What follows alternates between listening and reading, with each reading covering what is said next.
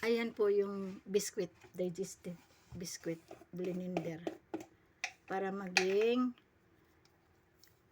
powder. Tapos nilagyan ng peanut butter. Yun yung pang toppings namin doon sa tamar na tinanggal yung buto sa loob ilagay. Ayan si peanut butter. Ilang yan, Ima? 2 kutsara. 2 kutsarang malaki peanut butter. Yan. Tapos yung biscuit, digestive biscuit, 5 piraso. 7 piraso pala kasi 2 plato ito. Ito, tahini. Yan, tahini yan. Yan, tahini. Masarap yan. Yan yung pinangsawsaw nila sa tamar. Diyan sila magsawsaw. Tahini. Ayan, isang kista. Nestle cream. Yan, Nestle cream. Nestle cream. Ayan, may gatas din lagyan ng condensed milk. Mga 2 kutsara. Ayan. 2 kutsara? La, 3. Ay, 3 kutsara palang condensed milk. Ayan, binuksan na may isa kulang. Oo. Ayan. Kaya masarap siya. Ayan.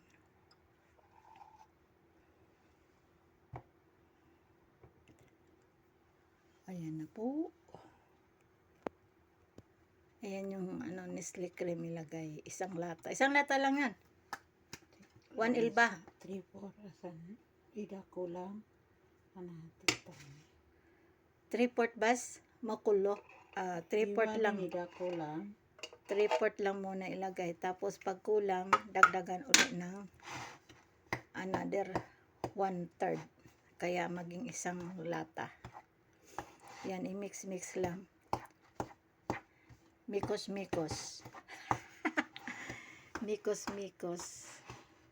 Masarap kaya yan. Pag may natira dyan ako kakain. Kasi super sarap yung lasa. Kasi biscuit yan digestive biscuit. Yan, mag-gloves ka na para ma-mix talaga. Pag hindi mo i-gloves, hindi ma-mix. Magiging na yan siya.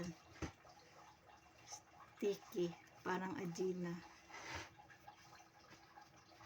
Yan. Ayan, like that. Mikos-mikos.